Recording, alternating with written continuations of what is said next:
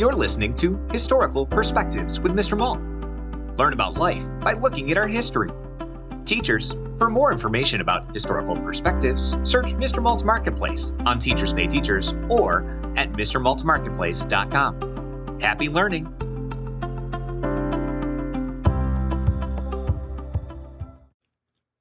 Field trip to Rosa Parks Museum. Alex loved Mondays.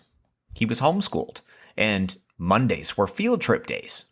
Today, they were taking a bus all the way to Montgomery.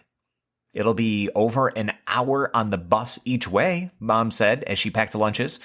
Is everyone coming today? Alex asked. Yes, everyone, including Bebo. She smiled, knowing that's what he was asking. We all rented the bus, and it's going to be a big day. Alex had only been on a bus twice before, and it was pretty fun. For one thing, there were no seatbelts, and that made him feel free. As he climbed the steps onto the bus, he scanned the seats for his friend Bebo. He was sitting in the back row. As Alex walked to him, he passed a sign that said, "Colored section." Alex saw his mom staring at that sign and whispering to another parent. When the bus pulled away, two of the moms stood up at the front of the bus with the sign. Alex wondered if they were allowed to stand on the bus while it was moving. A sign just like this was on a bus about 70 years ago. Does anyone know why or what it meant? Older kids answered because they studied the civil rights movement already and knew all about Rosa Parks. That's correct, one mom said. Because of her and the boycott, you can sit anywhere on the bus that you want, no matter the color of your skin. Today, we are going to the Rosa Parks Museum. Alex looked around at everyone on the bus.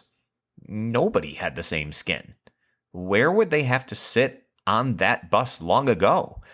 He had heard the phrase people of color, and that included him, but he never heard the word colored before. Did that word also include him? Everyone was handed a computer tablet and headphones while they walked into the museum. When Alex held it up, he saw a woman standing there. The image was in black and white, and she wore old-timey clothes. When Alex moved the tablet down, she wasn't there. But when he held it up, she was there again.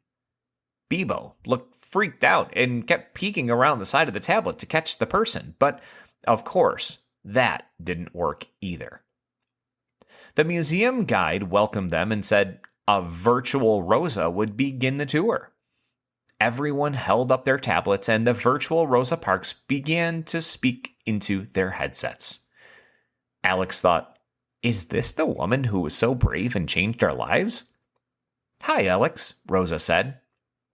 Thank you for learning about my story. She said my name. Alex yelled and took off the headphones. Me too, all of the other kids yelled. Yes, the museum guide said and motioned for them to put their headphones back on. Listen to her tell you her story.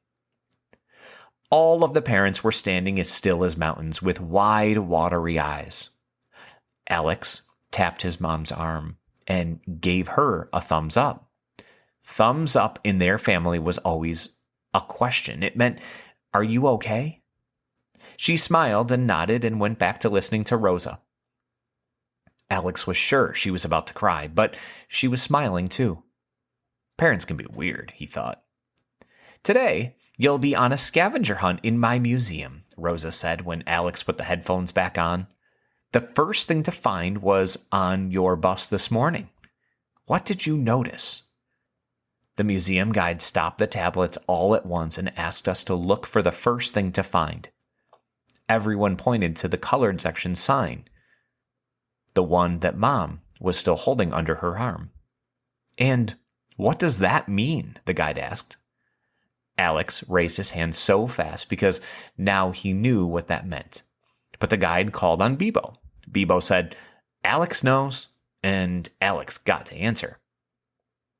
Correct, Alex. And that's where today's learning journey begins. The guide said as she motioned for everyone to enter the next room. Alex wondered how everyone knew his name. He hadn't noticed the name tag someone put on his shirt. Then he held up the computer tablet to find Rosa, but she wasn't there anymore. "She'll be in every room with you," Alex's mom said when she saw him looking for her, "and she'll be in every artifact and in every thought and feeling you take home with you today. Are you ready for this?" she asked with a thumbs up. Alex nodded, and they moved into the next room to hunt for more. Thanks for listening to this Historical Perspective. If you enjoyed this episode, be sure to subscribe.